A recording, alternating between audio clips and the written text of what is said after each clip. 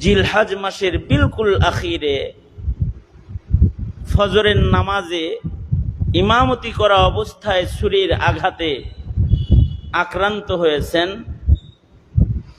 এবং মুহররমের ১ তারিখে অথবা ২ তারিখে হযরত ওমর ইন্তেকাল করেছেন। ডাক্তার যখন বলে দিল যে আপনি আর বাঁচবেন না, সাহাবায়ে কেরাম সকলে মিলে বললেন যে আমিরুল মুমিনিন, আপনি আপনার পরের খলিফা নির্বাচন করুন। এখন হযরত ওমরের পরে খলিফা কে হবে এটার নিয়ে মতামত তখন যাচাই করতেছিল, অনেকে আলোচনা ছিল তখন ওই সময় যে কার কাছে আলীর দাম বেশি, হযরত আলী রাদিয়াল্লাহু আনহু, আর কার কাছে হযরত ওসমানের দাম বেশি। সবাই ওনাদের ফজিলতের আলোচনাগুলো করুক, আলোচনা চলতেছিল। এবং হযরত ওমর রাদিয়াল্লাহু আনহু তিনি ওনার পরে হযরত ওসমানকে খলিফাতুল মুসলিমিন নিযুক্ত করেছেন। কিছু থাকে না যে দেখতে পারে না, হাম আসরদের ভেতরে এমন হয়, বলে যে উনি না হয়ে উনি হইলে ভালো হইত। এক জায়গায় আলোচনা হইতেছে যে ওসমান খলিফাতুল মুসলিমিন না হইয়া আলী হইলে ভালো হইত। ওইখানেই আব্দুল্লাহ ইবনে ওমর রাদিয়াল্লাহু আনহু তিনিও আছেন। তিনি প্রথমে বললেন যে আসলেও তো সাহাবীদের ভেতরে যাদের মারাতেব বন্টন হয়, মর্যাদা গণনা করা হয়, যে সকল কারণে গণনা করা হয় মর্যাদা, ওই রকম আমার কাছে 3টা দলিল আছে যে ওসমান এর চাইতে দামি মানুষ আছে। 3টা ভাবে হযরত ওসমানকে দামি মানুষ হিসেবে গণনা নাও করা যায়। 3টা বিষয় সামনে আসে আমার। একটা বিষয় হলো ওসমান তো ইসলামের ইতিহাসের প্রথম যুদ্ধ বদরে অংশগ্রহণ করেন নাই, কারণ যারা বদরে অংশগ্রহণ করেছে সাহাবীদের ভেতরে শরীয়তে ইসলামে তাদের অনেক দাম। কিয়ামত পর্যন্ত উম্মতে মুসলিমা তাদের নাম, তাদের এত দাম যে তাদের নাম উচ্চারণ করার পরে আল্লাহর কাছে হাত তুলবে উসিলা বানায়া। আসমাউল বদরিয়িন, বদরে যারা অংশগ্রহণ করেছে তাদের নাম লয়ে দোয়া করলে দোয়া কবুল হয়। এই কারণে মুনাজাতে মকবুলের ভেতরেও আমাদের আকাবির আসমাউল বদরিয়িনকে এনেছেন। হাকিমুল উম্মত থানবী রাহমাতুল্লাহ আলাইহি দোয়া শিখানোর বই মুনাজাতে মকবুল, তার ভেতরে আসমায়ে বদরিয়িন যারা তাদের নামকে উনি এনেছেন। তার মানে তাদের নাম পড়ে দোয়া করলে দোয়া কবুল হয়। কারণ হলো তারা দামি, তারা ইসলামের জন্য প্রথম ত্যাগী মানুষ, যারা জীবন দিতে যুদ্ধের মাঠে গেছে, জীবন দেওয়ার জন্য গেছে। সংখ্যা কত? মাত্র ৩১৩। আমাদের দ্বীনি হালকাগুলোতে ৩১৩র বরকত ধরা হয়। যেমন মাদ্রাসাগুলোতে ৩১৩ এর কমিটি গঠন করা হয়। কেন? ওই বদরি যাদের নাম নিলেও আল্লাহ দোয়া কবুল করে, তাদের নামের বরকতগুলো নেওয়ার জন্য। সুবহানাল্লাহ, তাদের সংখ্যার সাথে মিল করে এটা করে। বিভিন্ন মসজিদগুলোতেও এমন বদরি কমিটি আছে। আমরা কিছু উলামা হযরতরা, নবীন কিছু আলেমরা একটা খেদমতে হাত দিলাম যে আমরা বাংলাদেশের ৩১৩ জন আকাবিরকে এক জায়গায় করব, এক বইয়ের ভেতরে, যারা বাংলাদেশের জন্য ত্যাগী মাশায়েখিন, কিন্তু তাদের কেউ চিনে না। তাদের নামটা জাতীয়ভাবে নিয়ে আসি, কিভাবে আনতে পারি? তো আমাদের মশওয়ারা তাই হলো যে ৩১৩ সংখ্যাটা লাগায়া বাংলার ৩১৩ মাশায়েখিনকে আমরা এক জায়গায় করি। আমরা একটা কিতাব প্রস্তুত করে ফেলেছি এর উপরে। কেন করলাম? এই সংখ্যাটার বরকত নেওয়ার জন্য। কারণ ইসলামের ইতিহাসে এরা প্রথম কাফেলা, এই সংখ্যাটার এদের অনেক দাম। কিন্তু আশ্চর্য বিষয় হলো, নবীজি সংখ্যা করে দিয়ে গেছেন ৩১৩ জন, কিন্তু এই বদরে যারা অংশগ্রহণ করেছে তাদের ভেতরে হযরত উসমান নাই। সাহাবী বলে উসমান বদরে যায় নাই, তাই উসমানের দাম কম। উসমান উহুদে অংশগ্রহণ করে নাই, উসমানের এদিক দিয়েও ফজিলত কম। কারণ উহুদের কোরবানি যাদের আছে তাদের আলাদা আলাদা দাম আছে। যেমন উহুদে কোরবানি আছে হযরত হানজালার, ওনার লাশ আল্লাহ তাআলা আকাশে উঠায়া জান্নাতের পানি দিয়া আল্লাহ তাআলা গোসল দিছে। এ কারণে শহীদদের নামে নাম আসার পরে আসে শহীদ সাইয়্যিদুশ শুহাদা আমির হামজা শহীদ। এরকম যারা যারা শহীদ হয়েছে নাম আসে শহীদ। কিন্তু হাদিসের কিতাবে হানজালার নাম যখন আসে তখন আসে গাসিল। এমনকি তার ছেলে হাদিস রওয়ায়াত করেছে, তার ছেলের নামেও এসেছে রাওয়াহু ইবনুল গাসিল। অর্থাৎ ওই পয়লা রাত্রে যে ছেলেটা মায়ের পেটে আসছে হানজালার, তার ছেলে এই হাদিসের রিওয়ায়াতকারী রাওয়াহু ইবনুল গাসিল। উহুদের যারা শামিল উহুদের যুদ্ধে তাদেরও অনেক দাম। হযরত উসমান উহুদেও শামিল হন নাই। এরপরে সাহাবায়ে কেরামের ভেতরে মর্যাদা বন্টনে এটাও দেখা হয় যে কারা বাইআতে রিদওয়ানে অংশগ্রহণ করেছে।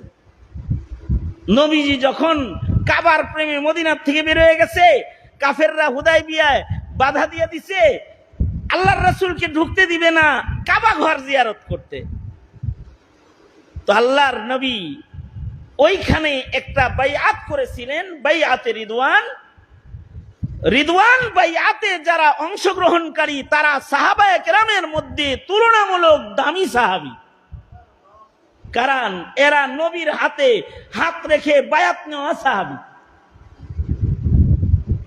তো সাহাবী বলে যে উসমান তো বায়াতে রিদওয়ানে অংশগ্রহণ করে নাই।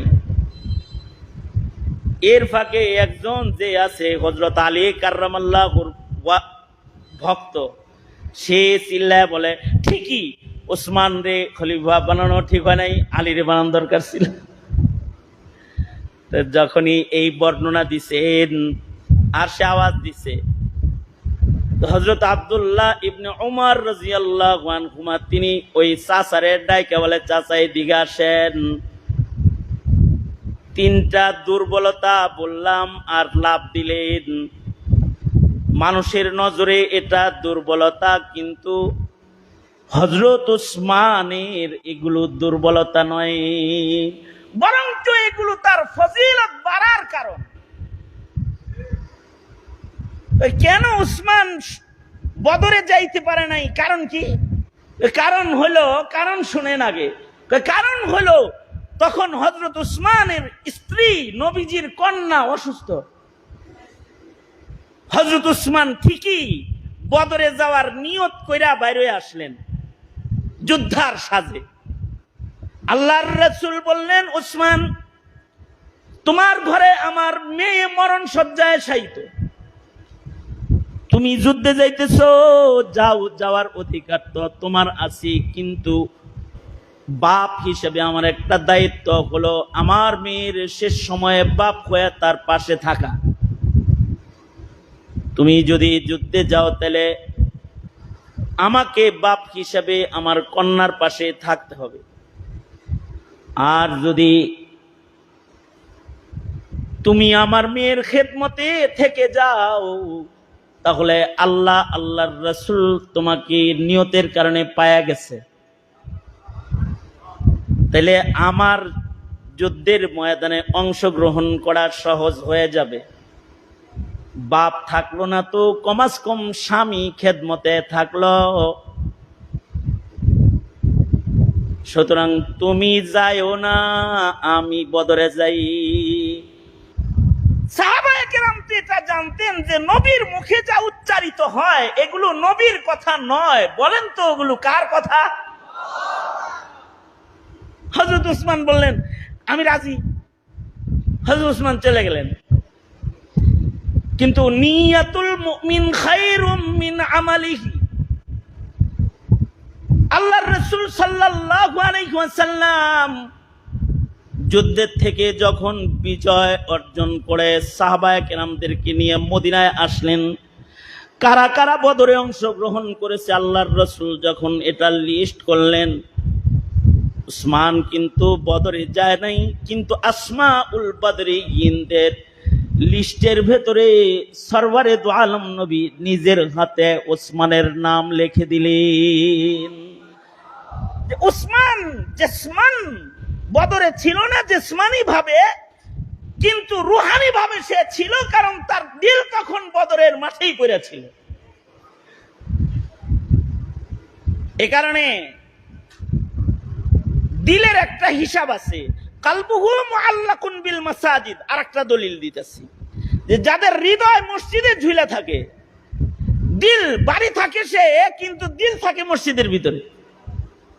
ইকামতে সালাতের গুরুত্ব তার এত বেশি যে ঘরে থাকলেও কালবুহু মুআল্লাকুন বিল মাসাজিদ। এই যে দিলের নিয়তের হালত, এইটার কারণে আল্লাহ তাআলা এই মানুষগুলাকে আরশে আজিমের ছায়া প্রদান করবে, নিজের ছায়া প্রদান করবে। কখনো কখনো না থেকেও ক্ষমা পাওয়া যায়, অথবা কখনো কখনো না থেকেও সে হাজির হিসাবে গণনা হয়ে যায়। যদি এই হাজির না হওয়ার পিছনে যথাযথ কোনো কারণ বিদ্যমান রয়। এই মাহফিলে অনেকে আইতে চাইছিল, তাদের হযরত উসমানের মতো ওজরে মাকুল যে সন্তান নিয়ে ময়মনসিংহ যাইতেছে, অথবা কেবলই বের হইছে ওই সময় বৃষ্টি আসছে, বৃদ্ধা মা বলতেছে বাবারে মেঘের ভিতরে বাইর হইস না। নিয়ত করছে মাহফিলের, কিন্তু কোন ওজরে মাকুলের কারণে ঘরে চলে গেছে। জাওয়াজ হবে, যত সওয়াব হবে ঘরে বসে সে উসমানের মতো পাইতে থাকবে, ঘরে বসে বসে পাইতে থাকবে। আল্লাহর রাসূল শুধুই মাত্র নামটা লিখলেন তা না, আল্লাহর নবী হযরত উসমানের গনিমতের অংশদার হিসেবেও তাকে গনিমতের হিস্সা দান করলেন। যারা যুদ্ধ করে তারা যুদ্ধে লব্ধ গনিমতের অংশ পায়, যারা যুদ্ধ করেছে তাদের যেমন নবী গনিমত দিলেন, ঠিক সম পরিমাণে গনিমত আল্লাহর রাসূল হযরত ওসমানকে দিলেন। এবার বলেন তো উনি কি না থাইকা পিছাইছে না আরো আগাইছে? বুঝা কইছেন না? না বুঝা? বুঝা যদি কয়ে থাকেন তো এত আস্তে কইছেন কা?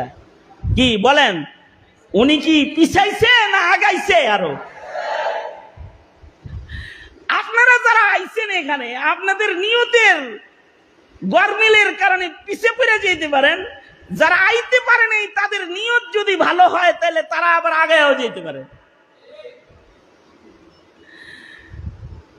আর হযরত উসমান যে উহুদে যান নাই, উহুদের মাঠে যারা গেছে তাদেরও তো কিছু ভুল হইছে, নবী দাঁড়ায় থাকতে কইছে, তারা গনিমত কুড়াইতে আইছে।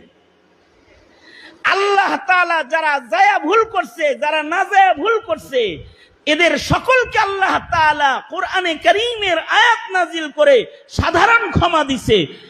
এইটাকে উসমান রাদিয়াল্লাহু আনহুর মর্যাদা কমানোর, দলিল বানানোর কোনো সুযোগ নাই। বাইয়াতে রিদওয়ান যেমন মানুষের মূল্য বাড়ার জন্য, সাহাবীর মূল্য বাড়ানোর জন্য দলিল, বাইয়াতে রিদওয়ান তেমন উসমানের মূল্য বাড়ানোর জন্য দলিল। আব্দুল্লাহ ইবনে ওমর বলে, আল্লাহর রাসূলকে যখন কাফেররা বাধা দিল, যাইতে দিবে না, সরওয়ারে দু আলম নবী মশওয়ারায় আসলেন। কেউ বলে আবু বকরকে পাঠান। হযরত আয়েশা সিদ্দিকা বললেন, বাবা নরম নরম মানুষ দেয়া হবে না। কেউ বলে উমর রে পাঠান। হযরত উমর বলে, আমি গরম, আমি গেলে মারামারি লেগে যাবে। তো সবাই মিলা বলে, একজন এমন আছে যাকে আরবের সবাই সম্মান করে, তার নাম উসমান ইবনে আফফান। উসমান ইবনে আফফানের জন্য সবচেয়ে বেশি যোগ্য হযরত উসমান। নবীজির প্রতিনিধি হইয়া মক্কায় কথা বলতে গেলেন, আমরা যুদ্ধ করতে আসি নাই, আমরা কিন্তু উমরা করতে। অনেকেই তাদেরকে ধারণা করে ফেলায় যে আমরা নেকির কাম করতে আইছি, যে এটা বুঝেই না। অনেকে না বুঝার কারণে তারা কখনো কখনো বাধার প্রাচীর হয়ে যায়। যেমন আল্লাহর রাসূল যাইতেছে উমরা করতে, কিন্তু এই সংগঠন ইসলাহি মাহফিল করতেছে, এইটা অনেকের বাধার প্রাচীর হয়ে দাঁড়ায় গেছে। অনেকের ভালো লাগবে না, কারণ তারা ধারণা করবে যে এ বুঝি আমাগরে নিচে নামাইতে আইছে।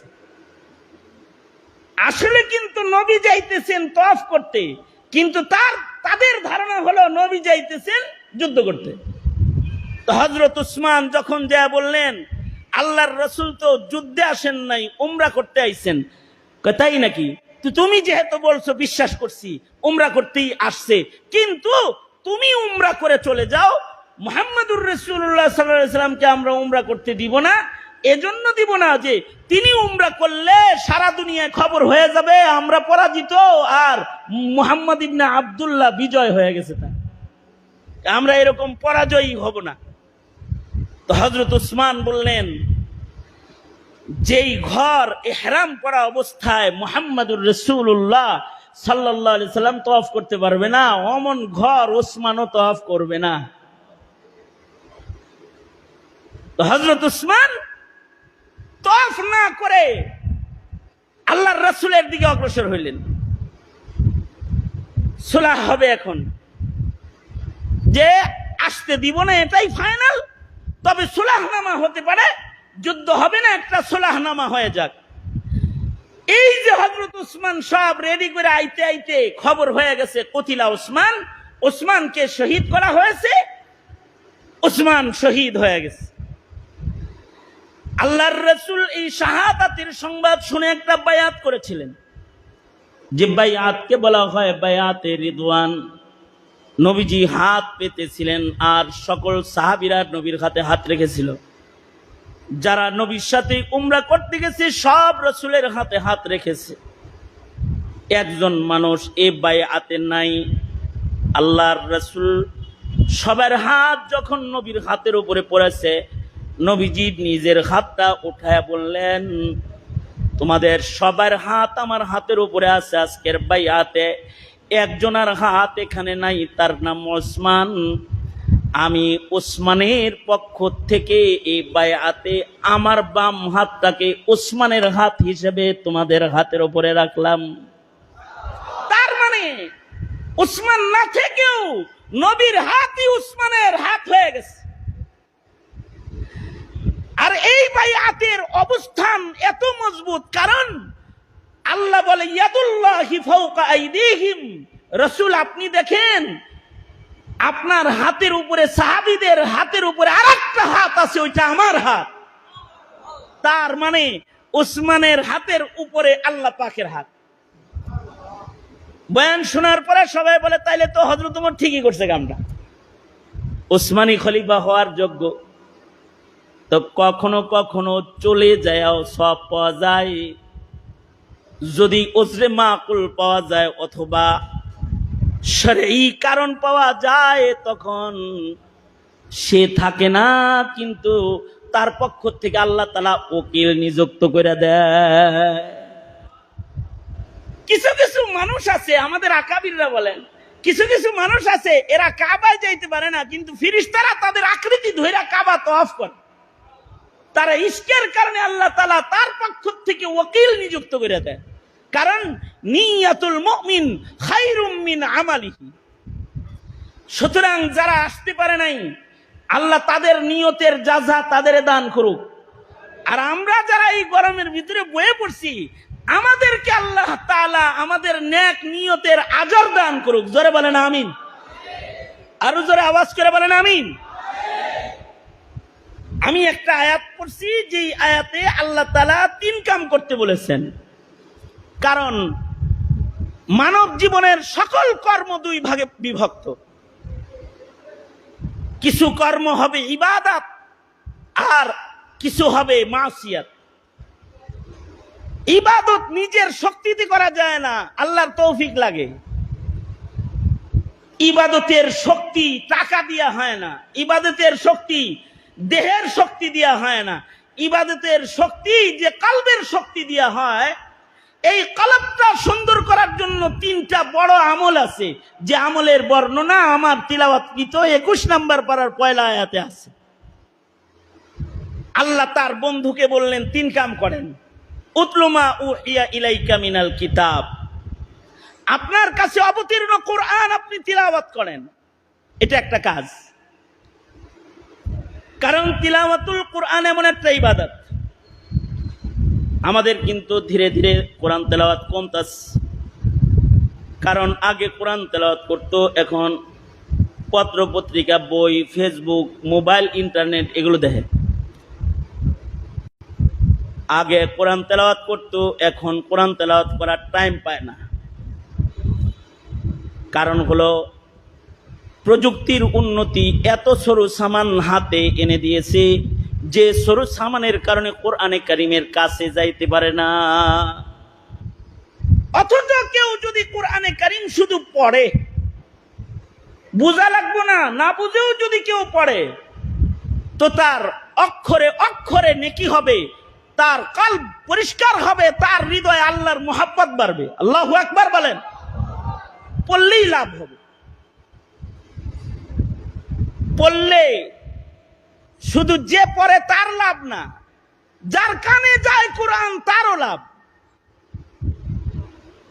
ওয়াইদা তুলিয়াত আলাইহিম আয়াতুহু যাদাতহুম ঈমানা।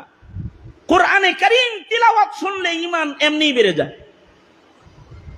মুমিনের সামনে কোরআন পড়লে ঈমান বেড়ে যায়। কোরআন যত বেশি পড়ে সে আল্লাহর তত মাহবুব হয়ে যায়। কোরআনের সাথে নিসবত যত গভীর হয়, বান্দার দাম তত বেশি বেড়ে যায়। কারণ কোরআনের সাথে যা লাগে ওইটারই দাম বেড়ে যায়। মাস লাগে মাস দামি হয়ে যায়, রাত লাগছে রাত দামি হয়ে গেছে, ব্যক্তির ছোঁয়া লেগেছে ব্যক্তি দামি হয়ে গেছে। যেমন হযরত উসমান, উনি অধিক কোরআন পড়তেন, তাই ওনার দাম বেড়ে গেছে। হযরত উসমান কি পরিমাণ কোরআন পড়তেন, আমি পরিমাণটার একটা মাপ আপনাদের কাছে বলি, শোনার সাথে সাথে একটু তসবিহ টসবিহ পড়েন, সুবহানাল্লাহ কইেন আর কি, বুঝেন নাই কথাটা?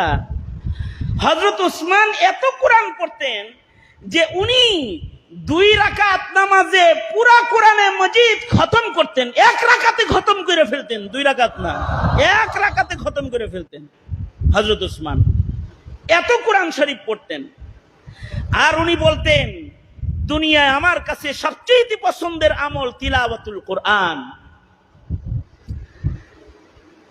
কোরআনে কারীম তিলাওয়াত করলে খালি দামি হয় তা না, তিলাওয়াত করলে কলব সুস্থ হয় খালি তা না, কোরআন তেলাওয়াত করলে দেহও সুস্থ হয়। এমনকি কোরআন পড়ে দম করলেও রোগী ভালো হয়। কারণ এর ভেতরে জিসমানি ও রুহানি সকল রোগের ঔষধ আল্লাহ তাআলা কোরআন তেলাওয়াতের আমলের মধ্যে দান করেছেন। وَنُنَزِّلُ مِنَ الْقُرْآنِ مَا هُوَ شِفَاءٌ وَنُنَزِّلُ مِنَ الْقُرْآنِ مَا هُوَ شِفَاءٌ وَرَحْمَةٌ لِّلْمُؤْمِنِينَ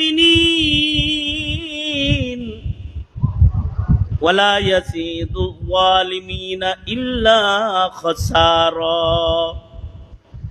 কোরআনে রোগ মুক্তি আছে, শিফা আছে, জিসমানি, রূহানি। কোরআন আমার জন্য রহমত, মুমিনের জন্য রহমত, কাফেরের জন্য জহমত।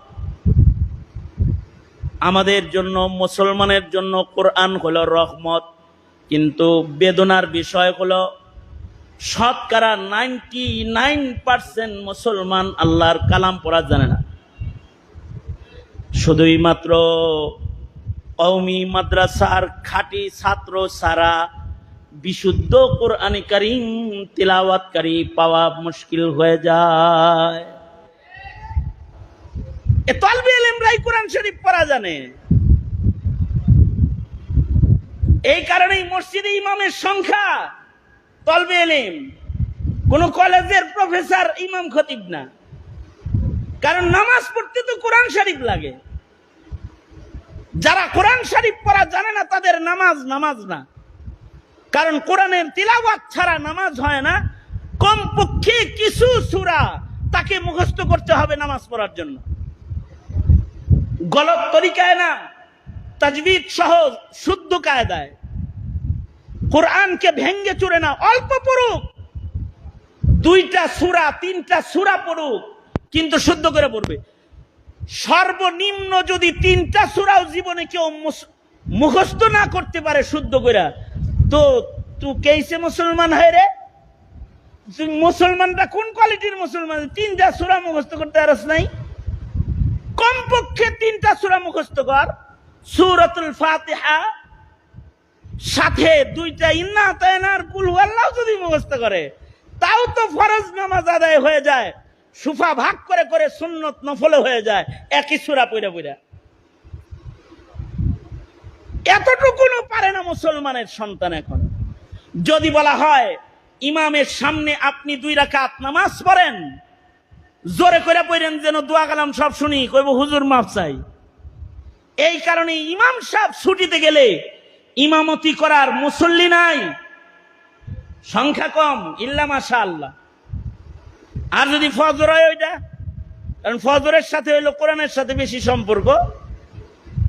মূর্খ লোকেরা ফজর পড়াইবার সাহস পায় না।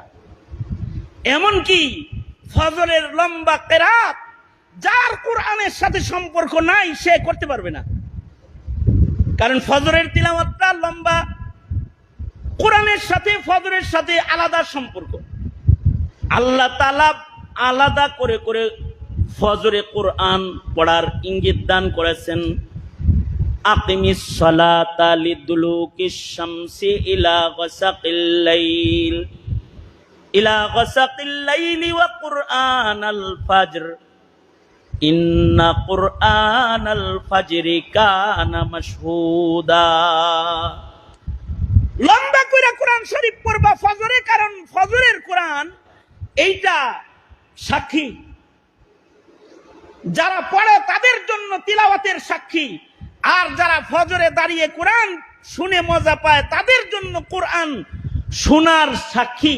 কারণ যারা কোরআন শুনবে তারাও 10টা করে নেকি পাবে, এবং যারা কোরআন শুনবে তাদেরও ঈমান বেড়ে যাবে। আল্লাহু আকবার জোরে করে বলেন, ঈমান বেড়ে যাবে কোরআন শুনলে। এই কারণে ওয়াজ শুনলে পরে ঈমান বেড়ে যায়। ওয়াজ শোনার পরে নিরিবিলি বসে আল্লাহর কাছে তওবা করে ফেলায়, কারণ কোরআন শুনলে ঈমান বেড়ে যায়।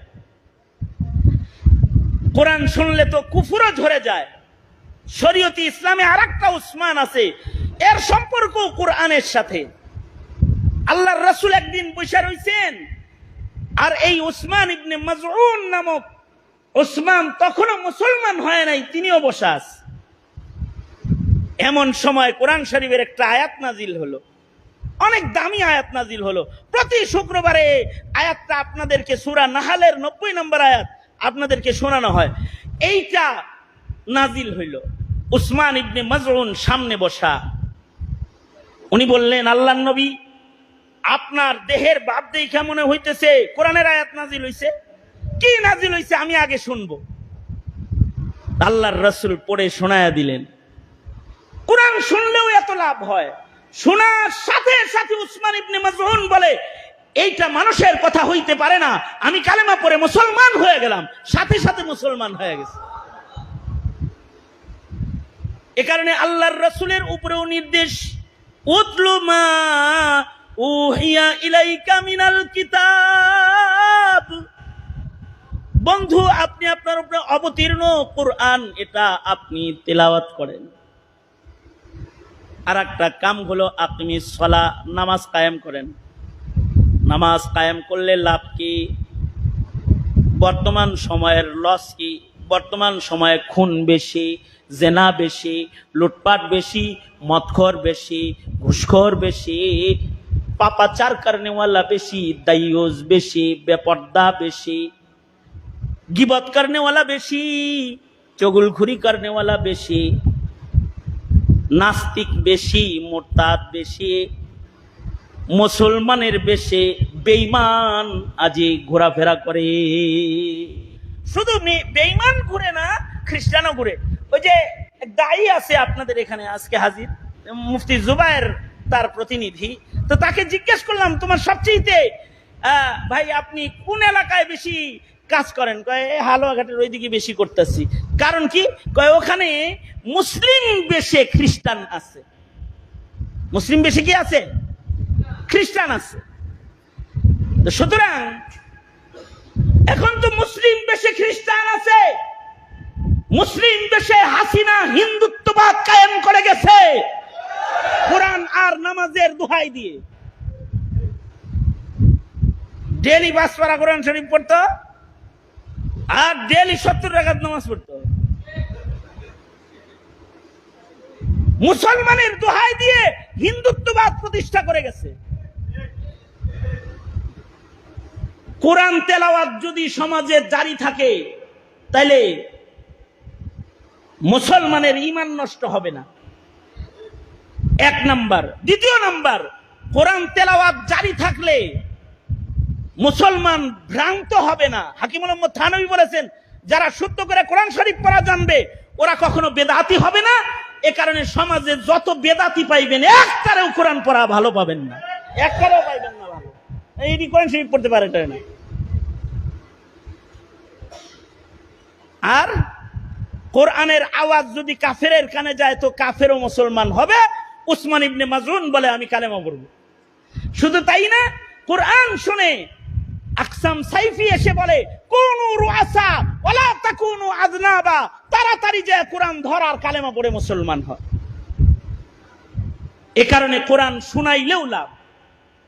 এ কারণে ওয়াজ দরকার, এ কারণে তিলাওয়াতের প্রোগ্রাম দরকার, কোরআনের লম্বা লম্বা তিলাওয়াত দরকার। কি দরকার আছে না নাই জোরে বলেন। অনেকে বলে না বুঝা কোরআন পড়লে লাভ কি? না বুঝা পড়লেও লাভ আছে, বেকুব তুমি মাসালা জানো না। আর নামাজ না পড়লে মুসলমানের ছেলেরা বেঈমান হয়, কারণ ইচ্ছাকৃত নামাজ না পড়নেওয়ালা তার ঈমান নষ্ট হয়ে যায়। আহমদ বিন হাম্বল তো বলেছেন মুরতাদ হয়ে যায় সে, সাথে সাথে মুরতাদ। ইচ্ছা করতেও যারা নামাজ পড়ে না, পড়লে লাভ কি? পড়লে লাভ হলো সকল প্রকারের ফাহেশা ও মুনকার কর্মকাণ্ড থেকে তার নামাজ তাকে বাঁচায় রাখবে। আল্লাহু আকবার বলেন। নামাজ বাঁচায় রাখবে। মনে মনে ভাবতে পারেন, হুজুর আমি তো নামাজ পড়ি, তারপরেও কেন গুনাহ করি? তার নামাজ তাকে গুনাহ থেকে বাঁচাবে না যার নামাজ ইকামত হবে না, ইকামতে সালাত যার হবে না। ইকামতে সালাত কেমনে হয়? ইকামতে সালাত করতে হলে শুদ্ধ নামাজ পড়তে হয়। ইকামতে সালাত করতে হলে শুদ্ধ কোরআন, শুদ্ধ দোয়া পড়তে হয়। ইকামতে সালাত করতে হলে হুবহু নবীর তরিকায় রুকু সেজদা করতে হয়। হার সুন্নতের হিফাজত করতে হয়। ইকামতে সালাত করতে হলে উক্ত মতো নামাজ পড়তে হয়।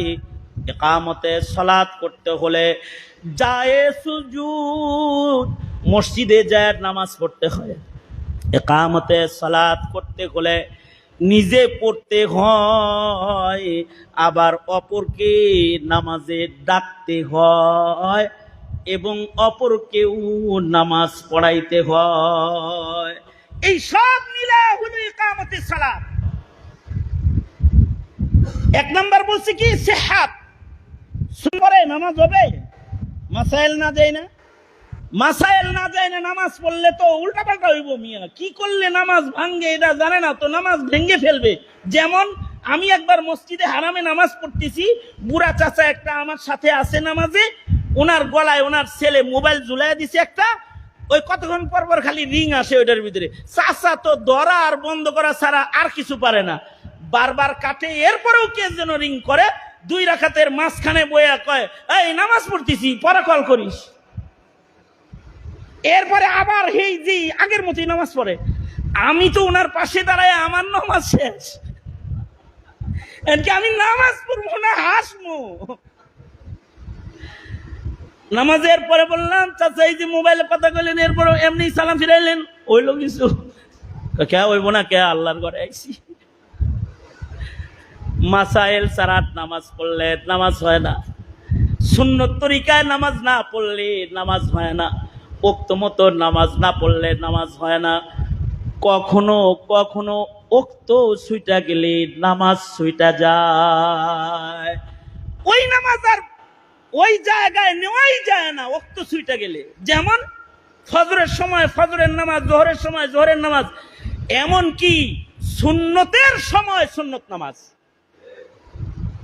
যেমন মনে করেন সুন্নতে মুআক্কাদা যেগুলো আছে, সুন্নতে মুআক্কাদা, ফজরের আগের সুন্নত সুন্নতে মুআক্কাদা, জোহরের আগের সুন্নত সুন্নতে মুআক্কাদা। এই কারণেই যদি সুন্নতে মুআক্কাদা জোহরেরটা কারোর ছুইটা যায়, তাইলে জামাতে নামাজ পড়া আগে 4 রাকাত পড়তে হয়, তারপরে 2 রাকাত পড়তে হয়। আর ফজরের সুন্নত যদি কারোর ছুইটা যায়, এটা সুন্নতে মুআক্কাদা, এটা পড়ার ব্যাপারে গুরুত্ব দিয়ে আল্লাহর রাসূল কোন riwayate বলেছেন এটা সুন্নত না, এটা ওয়াজিব। এত গুরুত্ব দিয়া ফজরের আগের সুন্নত পড়ে। এ কারণে মাসআলা হলো, ফজরে ইমাম ফরজ নামাজে ইমাম ইমামতিতে দাঁড়ায় যদি গেল, এমন সময় কেউ যদি মসজিদে গেল, তো তার সুন্নত ওয়াক্ত শেষ হয়ে গেল। মানে ইমাম নামাজ শুরু করেছে, এমন সময় আর সুন্নত পড়ার ওয়াক্ত নাই। এ কারণেই জোহরের আগের সুন্নত পরে পড়লে সুন্নত হয় না, নফল হয়। কি হয়? নফল হয়। সুন্নত তো ফরজের আগেই আদায় করতে হবে। তবে একটা সুন্নত আছে যেটা নামাজ চলাকালীন অবস্থায় পড়া যায়, সেটা হলো ফজরের আগের সুন্নত। এটা ফরজ নামাজ ইমাম কেরাত পড়া অবস্থায় পড়া যায়। তবে ইমাম সাহেবের খাসলত যদি এমন হয় যে লম্বা কেরাত পড়ে, আর মুসল্লির যদি ইয়াকিন হয় যে দ্বিতীয় রাকাতটা আমি পাবো, তার আগে কোরআন পড়তে পড়তে আমার সুন্নত পড়া হয়ে যাবে, তাইলে সুন্নত পড়বে। আর যদি দ্বিতীয় রাকাতও ছুটে যাওয়ার ভয় হয়, তাইলে সুন্নতের ওক্ত শেষ। এবার ওক্ত না থাকার কারণে সুন্নত বাদ হয়ে গেছে, ডাইরেক্ট ফজরের জামাতে তাকে শামিল হইতে হবে। কারণ এই সুন্নতগুলো এগুলো সুন্নত, কিন্তু মুমিনের নামাজ নামাজ হওয়ার জন্য জামাত হইল ওয়াজিব। জামাত কি? জোরে আওয়াজ করে বলেন, জামাত কি? ওয়াজিব। ওয়াজিবের কারণে সুন্নত ক্যান্সেল হয়ে যাবে। কিন্তু এবার ফজরের সুন্নত যদি কেউ পড়তে চায়, তাহলে কখন পড়বে? মনে করেন ফজরের নামাজ ইমামের পিছনে পড়ছেন, এরপরে ঘড়ির কাঁটা দেখেন যে সূর্য উঠতে এখনো পর্যন্ত 20 মিনিট বাকি আছে, তখন কি করবো? সাথে সাথে ছুটে যাওয়া সুন্নতটা পড়ে লাইব। কি ওই যে মাথা নাড়ে দিতে কয় হ না, 2 সময়ের নামাজ নাই। আসরের পর থেকে মাগরিব পর্যন্ত নামাজ নাই। আসরের জামাতকেও পড়ে ফেলেছে, মাগরিব পর্যন্ত আর কোনো নফল সুন্নত নাই। ফজরের নামাজ কেউ জামাতে পড়ে ফেলেছে সূর্য উদয় পর্যন্ত, এখন আর কোনো নফল সুন্নত নামাজ নাই। যদি কেউ পড়তে চায় তাহলে সূর্য ওঠার পরে পড়তে হবে। এখন কেউ যদি এই মাসাইল গুলা না জানে আর ওয়াক্ত মতো নামাজকে আদায় না করে, ওর নামাজই তো হবে না। জুমার নামাজের খুতবা শুরু হয়ে গেছে আর পণ্ডিত মশাই দরজা দিয়ে ঢুইকা তাহিয়াতুল ওযুর নিয়ত ধরছে, অথচ ইদা খারাজাল ইমাম, ইমাম যখন বের হয়ে যাবে কামরাত থেকে এবং মিম্বরে দাঁড়িয়ে যাবে, তো লা সালাতা ওয়ালা কালাম, আর কোনো নামাজও পড়া যাবে না, আর কোনো কথাও বলা যাবে না, ইমামের খুতবা শুনতে হবে। এটাই ফিকহি মাসআলা, ওয়াজিব। অথবা মনে করেন ওই যে জানে যে ফজরের নামাজ পড়ন যায়, সুন্নত আদায় করা যায় ইমাম যখন পড়ে তখনও। এখন কেউ যদি মনে করেন একদিকে নামাজ ফজর চলতেছে ফরজ, আর দুই ফরজ আদায়কারীর মাঝখানে দাঁড়ায় হে দুয়ায় মনে করেন যে এই সুন্নতে মুআক্কাদা পড়তেছে, আছে না এরকম কিছু লোক আছে? ফজরের সুন্নত পড়া হইলো ফরজ নামাজ আদায়কারীর মাঝখানে দাঁড়ায়, আছে না নাই? মাঝখানে দাঁড়ায় পড়ে না? মিয়া মানুষ পড়ে ফরজ আর তুমি এনে পড়ো সুন্নত। হ্যাঁ, পড়তে পারবা ইনদা বাবিল মসজিদ, অথবা বারান্দায় যায় পড়ো, অথবা দরজায় দাঁড়ায় পড়ো। এই কাতারের ভেতরে নামাজ পড়লে তোর নামাজ হইব না। তুমি কি তাহলে ফরজের সাথে সুন্নত দিয়ে মশকরা করতেছ?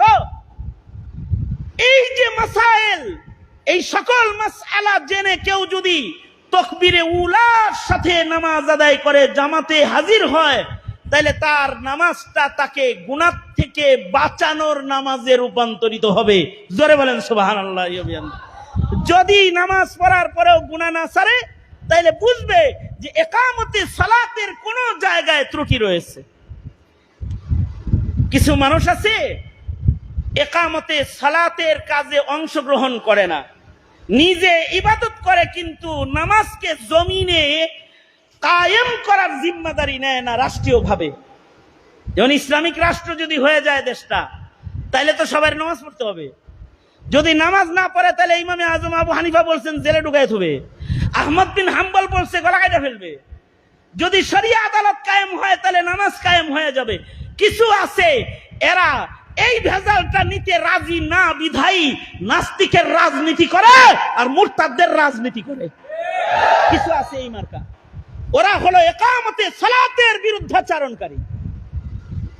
যারা ইকামতে সালাতের বিরুদ্ধাচারণকারী, ওদের ঘরে নাস্তিক জন্ম হবে না, মুরতাদ জন্ম হবে না, তো মুসলমান জন্ম হবে নাকি রে? বেনামাজির বাজারে কখনো ইমানের জন্ম হয় না, বরঞ্চ ইমান বেনামাজির বাজারের ঢেউয়ের বাড়িতে মরে যায়।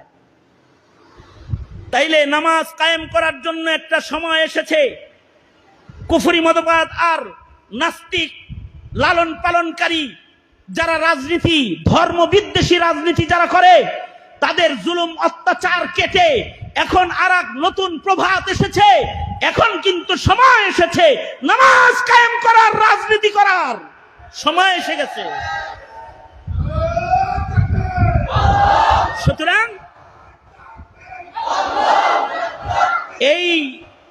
সুতরাং এই ইকামতে সালাতের কর্মসূচিকে বাস্তবায়ন করার জন্য উলামায়ে কেরামের সাথে রাষ্ট্রীয়ভাবে নামাজের বিধান মুসলমানের মাটিতে প্রতিষ্ঠা করার আন্দোলনে অংশগ্রহণ করতে রাজি আছেন তো? ইনশাআল্লাহ রাজি আছেন তো?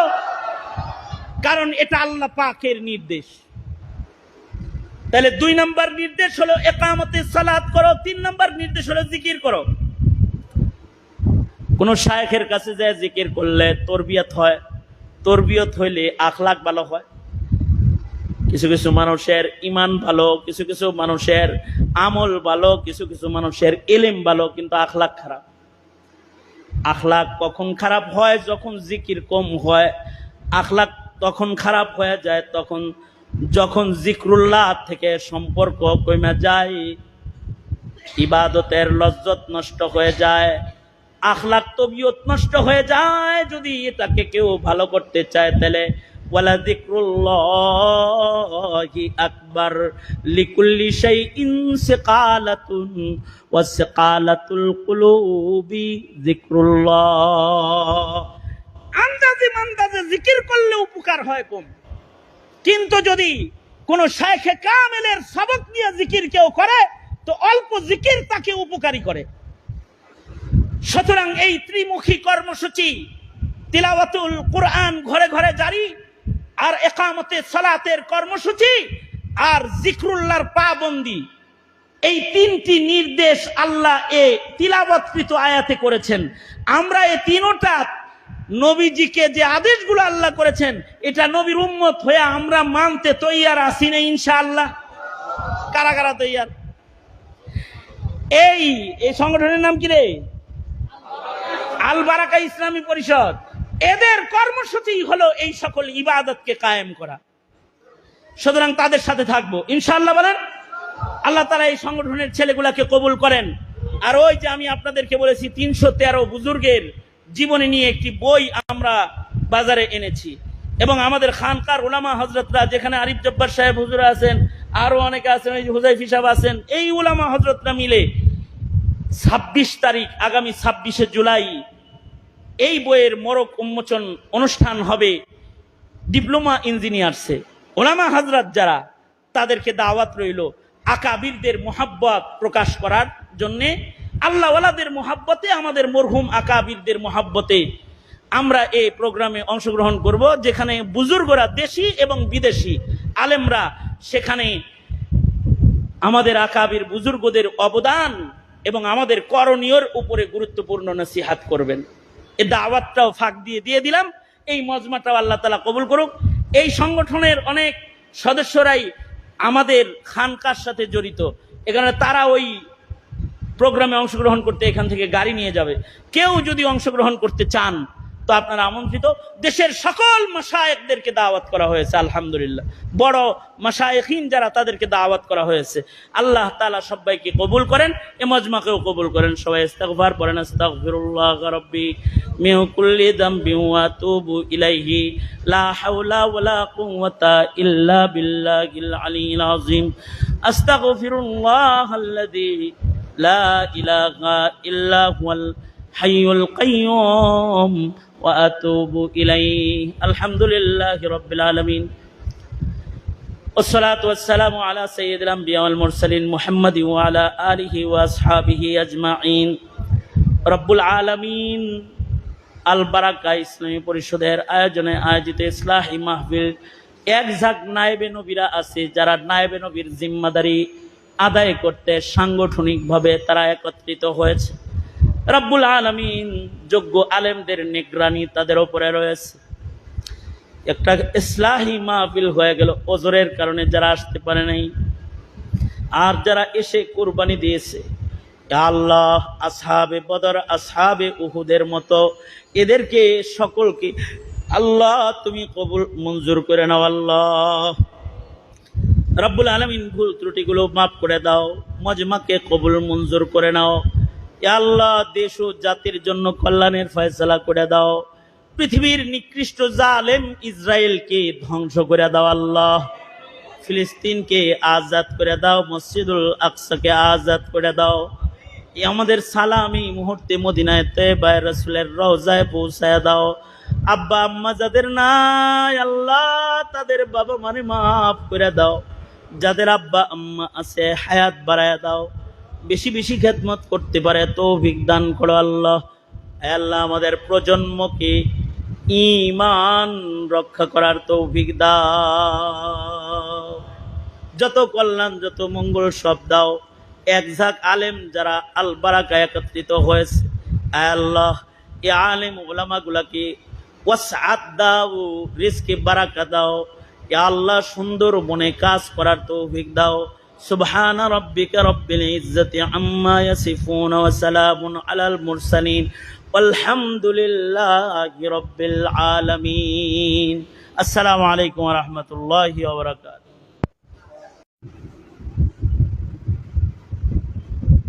জিলহজ মাসের বিলকুল আখিরে ফজরের নামাজে ইমামতি করা অবস্থায় ছুরির আঘাতে আক্রান্ত হয়েছেন এবং মুহররমের 1 তারিখে অথবা 2 তারিখে হযরত ওমর ইন্তেকাল করেছেন। ডাক্তার যখন বলে দিল যে আপনি আর বাঁচবেন না, সাহাবায়ে কেরাম সকলে মিলে বললেন যে আমিরুল মুমিনিন, আপনি আপনার পরের খলিফা নির্বাচন করুন। এখন হযরত ওমরের পরে খলিফা কে হবে এটার নিয়ে মতামত তখন যাচাই করতেছিল, অনেকে আলোচনা ছিল তখন ওই সময় যে কার কাছে আলীর দাম বেশি, হযরত আলী রাদিয়াল্লাহু আনহু, আর কার কাছে হযরত ওসমানের দাম বেশি। সবাই ওনাদের ফজিলতের আলোচনাগুলো করুক, আলোচনা চলতেছিল। এবং হযরত ওমর রাদিয়াল্লাহু আনহু তিনি ওনার পরে হযরত ওসমানকে খলিফাতুল মুসলিমিন নিযুক্ত করেছেন। কিছু থাকে না যে দেখতে পারে না, হাম আসরদের ভেতরে এমন হয়, বলে যে উনি না হয়ে উনি হইলে ভালো হইতো। এক জায়গায় আলোচনা হইতেছে যে ওসমান খলিফাতুল মুসলিমিন না হইয়া আলী হইলে ভালো হইতো। ওইখানেই আব্দুল্লাহ ইবনে ওমর রাদিয়াল্লাহু আনহু তিনিও আছেন। তিনি প্রথমে বললেন যে আসলেও তো সাহাবীদের ভেতরে যাদের মারাতেব বন্টন হয়, মর্যাদা গণনা করা হয়, যে সকল কারণে গণনা করা হয় মর্যাদা, ওই রকম আমার কাছে 3টা দলিল আছে যে ওসমান এর চাইতে দামি মানুষ আছে। 3টা ভাবে হযরত ওসমানকে দামি মানুষ হিসেবে গণনা নাও করা যায়। 3টা বিষয় সামনে আসে আমার। একটা বিষয় হলো ওসমান তো ইসলামের ইতিহাসের প্রথম যুদ্ধ বদরে অংশগ্রহণ করেন নাই, কারণ যারা বদরে অংশগ্রহণ করেছে সাহাবীদের ভেতরে শরীয়তে ইসলামে তাদের অনেক দাম। কিয়ামত পর্যন্ত উম্মতে মুসলিমা তাদের নাম, তাদের এত দাম যে তাদের নাম উচ্চারণ করার পরে আল্লাহর কাছে হাত তুলবে উসিলা বানায়া। আসমাউল বদরিয়িন, বদরে যারা অংশগ্রহণ করেছে তাদের নাম লয়ে দোয়া করলে দোয়া কবুল হয়। এই কারণে মুনাজাতে মকবুলের ভেতরেও আমাদের আকাবির আসমাউল বদরিয়িনকে এনেছেন। হাকিমুল উম্মত থানবী রাহমাতুল্লাহ আলাইহি দোয়া শিখানোর বই মুনাজাতে মকবুল, তার ভেতরে আসমায়ে বদরিয়িন যারা তাদের নামকে উনি এনেছেন। তার মানে তাদের নাম পড়ে দোয়া করলে দোয়া কবুল হয়। কারণ হলো তারা দামি, তারা ইসলামের জন্য প্রথম ত্যাগী মানুষ, যারা জীবন দিতে যুদ্ধের মাঠে গেছে, জীবন দেওয়ার জন্য গেছে। সংখ্যা কত? মাত্র 313। আমাদের দ্বীনি হালকাগুলোতে 313 বরকত ধরা হয়। যেমন মাদ্রাসাগুলোতে 313 এর কমিটি গঠন করা হয়। কেন? ওই বদরি যাদের নাম নিলেও আল্লাহ দোয়া কবুল করে তাদের নামের বরকতগুলো নেওয়ার জন্য। সুবহানাল্লাহ, তাদের সংখ্যার সাথে মিল করে এটা করে। বিভিন্ন মসজিদগুলোতেও এমন বদরি কমিটি আছে। আমরা কিছু উলামা হযরতরা, নবীন কিছু আলেমরা একটা খেদমতে হাত দিলাম। যে আমরা বাংলাদেশের ৩১৩ জন আকাবিরকে এক জায়গায় করব এক বইয়ের ভেতরে, যারা বাংলাদেশের জন্য ত্যাগী মাশায়েখিন, কিন্তু তাদের কেউ চিনে না। তাদের নামটা জাতীয়ভাবে নিয়ে আসি, কিভাবে আনতে পারি? তো আমাদের মশওয়ারা তাই হলো যে ৩১৩ সংখ্যাটা লাগায়া বাংলার ৩১৩ মাশায়েখিনকে আমরা এক জায়গায় করি। আমরা একটা কিতাব প্রস্তুত করে ফেলেছি এর উপরে। কেন করলাম? এই সংখ্যাটার বরকত নেওয়ার জন্য। কারণ ইসলামের ইতিহাসে এরা প্রথম কাফেলা, এই সংখ্যাটার এদের অনেক দাম। কিন্তু আশ্চর্য বিষয় হলো, নবীজি সংখ্যা করে দিয়ে গেছেন ৩১৩ জন, কিন্তু এই বদরে যারা অংশগ্রহণ করেছে তাদের ভেতরে হযরত উসমান নাই। সাহাবী বলে উসমান বদরে যায় নাই, তাই উসমানের দাম কম। উসমান উহুদে অংশগ্রহণ করে নাই, উসমানের এদিক দিয়েও ফজিলত কম। কারণ উহুদের কোরবানি যাদের আছে তাদের আলাদা আলাদা দাম আছে। যেমন উহুদে কোরবানি আছে হযরত হানজালার, ওনার লাশ আল্লাহ তাআলা আকাশে উঠায়া জান্নাতের পানি দিয়া আল্লাহ তাআলা গোসল দিছে। এ কারণে শহীদদের নামে নাম আসার পরে আসে শহীদ সাইয়্যিদুশ শুহাদা আমির হামজা শহীদ। এরকম যারা যারা শহীদ হয়েছে নাম আসে শহীদ। কিন্তু হাদিসের কিতাবে হানজালার নাম যখন আসে তখন আসে গাসিল। এমনকি তার ছেলে হাদিস রওয়ায়াত করেছে, তার ছেলের নামেও এসেছে রাওয়াহু ইবনুল গাসিল। অর্থাৎ ওই পয়লা রাত্রে যে ছেলেটা মায়ের পেটে আসছে হানজালার, তার ছেলে এই হাদিসের রিওয়ায়াতকারী রাওয়াহু ইবনুল গাসিল।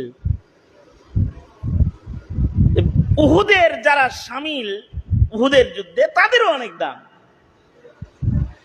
হযরত উসমান উহুদেও শামিল হন নাই। এরপরে সাহাবায়ে কেরামের ভেতরে মর্যাদা বন্টনে এটাও দেখা হয় যে কারা বাইআতে রিদওয়ানে অংশগ্রহণ করেছে। নবীজি যখন কাবার প্রেমে মদিনার থেকে বের হয়ে গেছে, কাফেররা হুদায়বিয়ায় বাধা দিয়ে দিছে, আল্লাহর রাসূলকে ঢুকতে দিবে না কাবা ঘর জিয়ারত করতে। তো আল্লাহর নবী ওইখানে একটা বাইআত করেছিলেন, বাইআতে রিদওয়ান। রিদওয়ান বাইআতে যারা অংশগ্রহণকারী তারা সাহাবায়ে কেরামের মধ্যে তুলনামূলক দামি সাহাবী। কারণ এরা নবীর হাতে হাত রেখে বায়াত নেওয়া সাহাবী। তো সাহাবী বলে যে উসমান তো বায়াতে রিদওয়ানে অংশগ্রহণ করে নাই।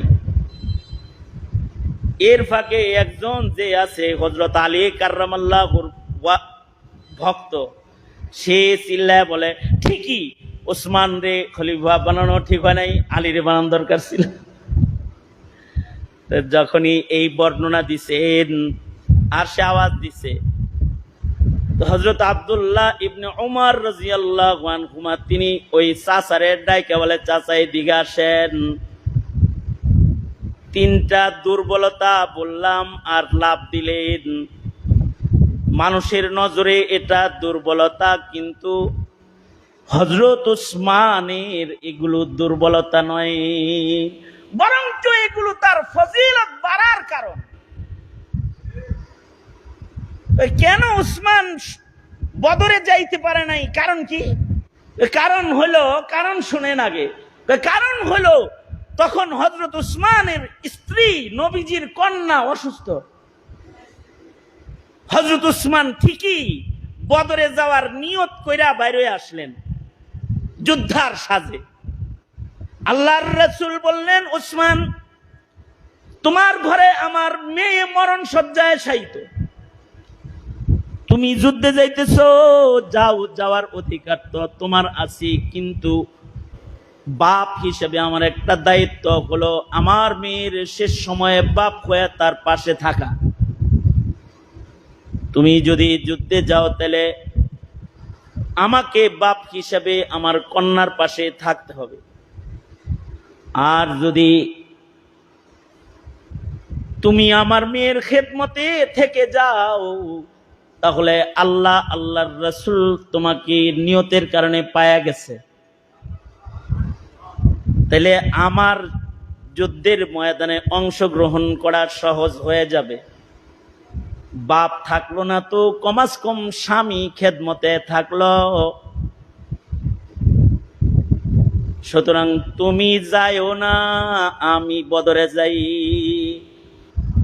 সাহাবায়ে কেরাম তো এটা জানতেন যে নবীর মুখে যা উচ্চারিত হয় এগুলো নবীর কথা নয়। বলেন তো ওগুলো কার কথা? হযরত উসমান বললেন আমি রাজি। হযরত উসমান চলে গেলেন। কিন্তু নিয়াতুল মুমিন খায়রুম মিন আমালিহি।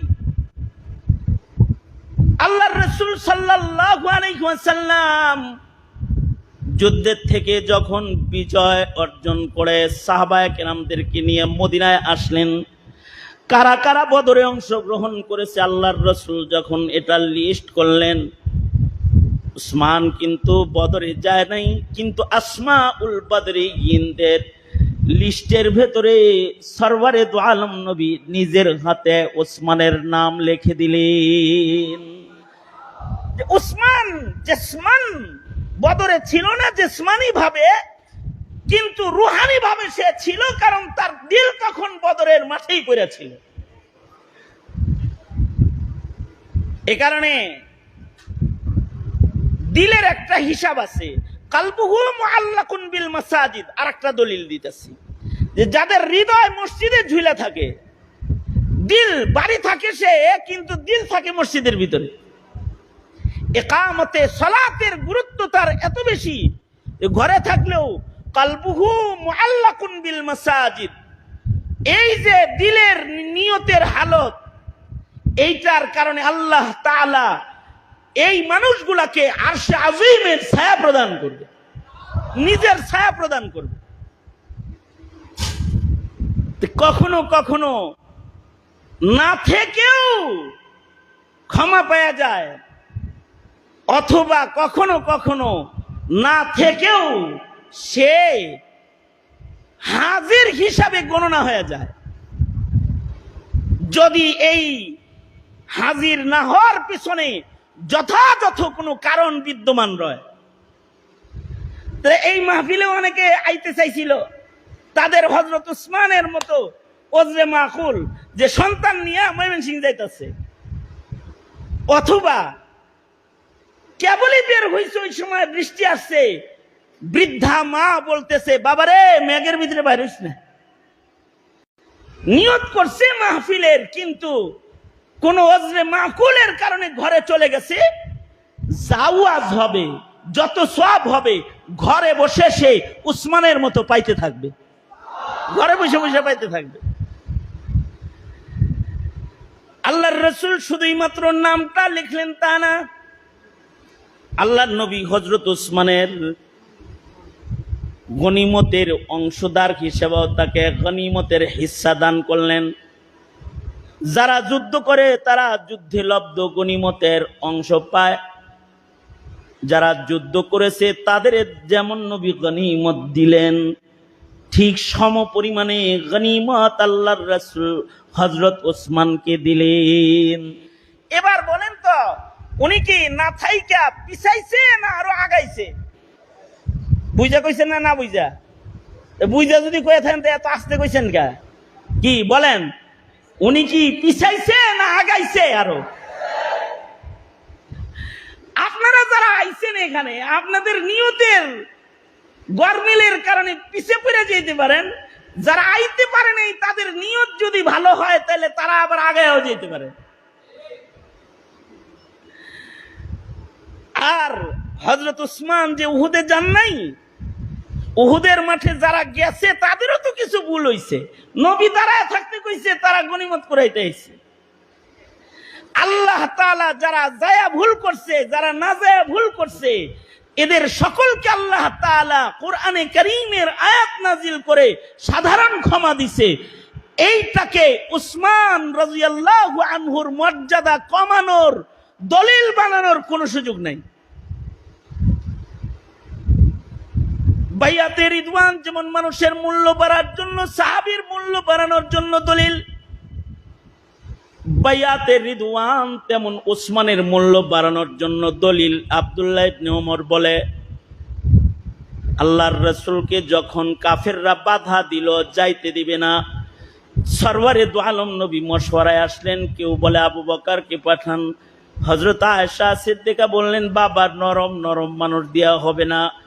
কেউ বলে উমররে পাঠান। হযরত উমর বলে, আমি গরম, আমি গেলে মারামারি লেগে যাবে। তো সবাই মিলা বলে, একজন এমন আছে যাকে আরবের সবাই সম্মান করে, তার নাম উসমান ইবনে আফফান। উসমান ইবনে আফফানের জন্য সবচেয়ে বেশি যোগ্য হযরত উসমান। নবীজির প্রতিনিধি হইয়া মক্কায় কথা বলতে গেলেন, আমরা যুদ্ধ করতে আসি নাই, আমরা কিন্তু উমরা করতে। অনেকেই তাদেরকে ধারণা করে ফেলায় যে আমরা নেকির কাম করতে আইছি, যে এটা বুঝেই না। অনেকে না বুঝার কারণে তারা কখনো কখনো বাধার প্রাচীর হয়ে যায়। যেমন আল্লাহর রাসূল যাইতেছে উমরা করতে, কিন্তু এই সংগঠন ইসলাহি মাহফিল করতেছে, এইটা অনেকের বাধার প্রাচীর হয়ে দাঁড়ায় গেছে। অনেকের ভালো লাগবে না, কারণ তারা ধারণা করবে যে এ বুঝি আমাগরে নিচে নামাইতে আইছে। আসলে কিন্তু নবী যাইতেছেন তওয়াফ করতে, কিন্তু তাদের ধারণা হলো নবী যাইতেছেন যুদ্ধ করতে। তো হযরত উসমান যখন যা বললেন, আল্লাহর রাসূল তো যুদ্ধে আসেন নাই, উমরা করতে আইছেন। তাই নাকি? তো তুমি যেহেতু বলছো, বিশ্বাস করছি উমরা করতেই আসছে, কিন্তু তুমি উমরা করে চলে যাও। মুহাম্মদুর রাসূলুল্লাহ সাল্লাল্লাহু আলাইহি সাল্লামকে আমরা উমরা করতে দিব না। এজন্য দিব না যে তিনি উমরা করলে সারা দুনিয়ায় খবর হয়ে যাবে আমরা পরাজিত, আর মুহাম্মদ ইবনে আব্দুল্লাহ বিজয় হয়ে গেছে। তা আমরা এরকম পরাজয়ী হব না। তো হযরত উসমান বললেন, যেই ঘর ইহরাম পরা অবস্থায় মুহাম্মদুর রাসূলুল্লাহ সাল্লাল্লাহু আলাইহি সাল্লাম তওয়াফ করতে পারবে না, অমন ঘর উসমানও তওয়াফ করবে না। তো হযরত উসমান তওয়াফ না করে আল্লাহর রাসূলের দিকে অগ্রসর হইলেন। সুলহ হবে এখন, যে আসতে দিব না এটাই ফাইনাল, তবে সুলহনামা হতে পারে, যুদ্ধ হবে না, একটা সুলহনামা হয়ে যাক। এই যে হযরত উসমান সব রেডি করে আইতে আইতে খবর হয়ে গেছে কতিলা উসমান, উসমানকে শহীদ করা হয়েছে, উসমান শহীদ হয়ে গেছে। আল্লাহর রাসূল এই শাহাদাতের সংবাদ শুনে একটা বায়াত করেছিলেন, যে বায়াতকে বলা হয় বায়াতে রিদওয়ান। নবীজি হাত পেতেছিলেন, আর সকল সাহাবীরা নবীর হাতে হাত রেখেছিল। যারা নবীর সাথে উমরা করতে গেছে সব রাসূলের হাতে হাত রেখেছে। একজন মানুষ এই বায়াতে নাই। আল্লাহর রাসূল সবার হাত যখন নবীর হাতের উপরে পড়েছে, নবীজি নিজের হাতটা উঠায় বললেন, তোমাদের সবার হাত আমার হাতের উপরে আছে আজকের বায়াতে, একজনের হাত এখানে নাই, তার নাম ওসমান। আমি ওসমানের পক্ষ থেকে এই বায়াতে আমার বাম হাতটাকে ওসমানের হাত হিসেবে তোমাদের হাতের উপরে রাখলাম। তার মানে ওসমান না থেকেও নবীর হাতই ওসমানের হাত হয়ে গেছে। আর এই বায়াতের অবস্থান এত মজবুত, কারণ আল্লাহ বলে ইয়াদুল্লাহি ফাওকা আইদিহিম। রাসূল আপনি দেখেন আপনার হাতের উপরে, সাহাবীদের হাতের উপরে আরেকটা হাত আছে, ওইটা আমার হাত। তার মানে উসমানের হাতের উপরে আল্লাহ পাকের হাত। বয়ান শোনার পরে সবাই বলে, তাইলে তো হযরত ওমর ঠিকই করছে কামটা, উসমানী খলিফা হওয়ার যোগ্য। তো কখনো কখনো চলে যায়ও সব পাওয়া যায়, যদি ওজরে মাকুল পাওয়া যায় অথবা শরঈ কারণ পাওয়া যায় তখন সে থাকে না, কিন্তু তার পক্ষ থেকে আল্লাহ তাআলা উকিল নিযুক্ত করে দেয়। কিছু কিছু মানুষ আছে, আমাদের আকাবিররা বলেন, কিছু কিছু মানুষ আছে এরা কাবায় যাইতে পারে না, কিন্তু ফেরেশতারা তাদের আকৃতি ধইরা কাবা তওয়াফ করে। তারা ইশকের কারণে আল্লাহ তাআলা তার পক্ষ থেকে ওকিল নিযুক্ত করে দেয়। কারণ নিয়াতুল মুমিন খায়রুম মিন আমালিহি। সুতরাং যারা আসতে পারে নাই, আল্লাহ তাদের নিয়তের জাযা তাদের দান করুক। আর আমরা যারা এই গরমের ভিতরে বয়ে পড়ছি, আমাদেরকে আল্লাহ তাআলা আমাদের নেক নিয়তের আজর দান করুক। জোরে বলেন আমিন। আরো জোরে আওয়াজ করে বলেন আমিন। আমি একটা আয়াত পড়ছি, যে আয়াতে আল্লাহ তাআলা 3 কাম করতে বলেছেন। কারণ মানব জীবনের সকল কর্ম 2 ভাগে বিভক্ত। কিছু কর্ম হবে ইবাদত, আর কিছু হবে মাসিয়াত। ইবাদত নিজের শক্তিতে করা যায় না, আল্লাহর তৌফিক লাগে। ইবাদতের শক্তি টাকা দিয়া হয় না, ইবাদতের শক্তি দেহের শক্তি দিয়া হয় না, ইবাদতের শক্তি যে কলবের শক্তি দিয়া হয়। এই কলবটা সুন্দর করার জন্য 3টা বড় আমল আছে, যে আমলের বর্ণনা আমার তিলাওয়াতকৃত 21 নম্বর পারার 1লা আয়াতে আছে। আল্লাহ তার বন্ধুকে বললেন 3 কাম করেন। উতলুমা উহিয়া ইলাইকা মিনাল কিতাব, আপনার কাছে অবতীর্ণ কোরআন আপনি তিলাওয়াত করেন। এটা একটা কাজ। কারণ তিলাওয়াতুল কোরআন এমন একটা ইবাদত। আমাদের কিন্তু ধীরে ধীরে কোরআন তেলাওয়াত কমতাছে। কারণ আগে কোরআন তেলাওয়াত করতো, এখন পত্র পত্রিকা, বই, ফেসবুক, মোবাইল, ইন্টারনেট এগুলো দেখে। আগে কোরআন তেলাওয়াত করতো, এখন কোরআন তেলাওয়াত করার টাইম পায় না। কারণ হলো প্রযুক্তির উন্নতি এত সরু সামান হাতে এনে দিয়েছে যে সরু সামানের কারণে কোরআনে কারীমের কাছে যাইতে পারে না। অথচ কেউ যদি কোরআনে কারীম শুধু পড়ে, বোঝা লাগবো না, না বুঝেও যদি কেউ পড়ে, তো তার অক্ষরে অক্ষরে নেকি হবে, তার কলব পরিষ্কার হবে, তার হৃদয়ে আল্লাহর মুহাব্বত বাড়বে। আল্লাহু আকবার বলেন। পড়লেই লাভ হবে। পড়লে শুধু যে পড়ে তার লাভ না, যার কানে যায় কোরআন তারও লাভ। ওয়াইদা তুলিয়াত আলাইহিম আয়াতুহু যাদাতহুম ঈমানা। কোরআনে কারীম তিলাওয়াত শুনলে ঈমান এমনিই বেড়ে যায়। মুমিনের সামনে কোরআন পড়লে ঈমান বেড়ে যায়। কোরআন যত বেশি পড়ে সে আল্লাহর তত মাহবুব হয়ে যায়। কোরআনের সাথে নিসবত যত গভীর হয়, বান্দার দাম তত বেশি বেড়ে যায়। কারণ কোরআনের সাথে যা লাগে ওইটারই দাম বেড়ে যায়। মাস লাগে মাস দামি হয়ে যায়, রাত লাগছে রাত দামি হয়ে গেছে, ব্যক্তির ছোঁয়া লেগেছে ব্যক্তি দামি হয়ে গেছে। যেমন হযরত উসমান, উনি অধিক কোরআন পড়তেন, তাই ওনার দাম বেড়ে গেছে। হযরত উসমান কি পরিমাণ কোরআন পড়তেন, আমি পরিমাণটার একটা মাপ আপনাদের কাছে বলি, শোনার সাথে সাথে একটু তসবিহ টসবিহ পড়েন, সুবহানাল্লাহ কইেন আর কি, বুঝেন নাই কথাটা? হযরত উসমান এত কোরআন পড়তেন যে উনি 2 রাকাত নামাজে পুরা কোরআনে মজিদ খতম করতেন। 1 রাকাতে খতম করে ফেলতেন, 2 রাকাত না, 1 রাকাতে খতম করে ফেলতেন হযরত উসমান। এত কোরআন শরীফ পড়তেন। আর উনি বলতেন, দুনিয়ায় আমার কাছে সবচেয়ে পছন্দের আমল তিলাওয়াতুল কোরআন। কোরআনে কারীম তিলাওয়াত করলে খালি দামি হয় তা না, তিলাওয়াত করলে কলব সুস্থ হয় খালি তা না, কোরআন তেলাওয়াত করলে দেহও সুস্থ হয়। এমনকি কোরআন পড়ে দম করলেও রোগী ভালো হয়। কারণ এর ভেতরে জিসমানি ও রুহানি সকল রোগের ঔষধ আল্লাহ তাআলা কোরআন তেলাওয়াতের আমলের মধ্যে দান করেছেন। ওয়ানুনাজ্জিলু মিনাল কুরআনি মা হুয়া শিফাء ওয়ানুনাজ্জিলু মিনাল কুরআনি মা হুয়া শিফাء ওয়া রাহমাতুল লিল মুমিনিন ওয়ালা ইয়াজিদু যালিমিনা ইল্লা খাসারা। কোরআনে রোগ মুক্তি আছে, শিফা আছে, জিসমানি রূহানি। কোরআন আমার জন্য রহমত, মুমিনের জন্য রহমত, কাফেরের জন্য জহমত। আমাদের জন্য, মুসলমানের জন্য কোরআন হলো রহমত। কিন্তু বেদনার বিষয় হলো শতকরা 99% মুসলমান আল্লাহর কালাম পড়া জানে না।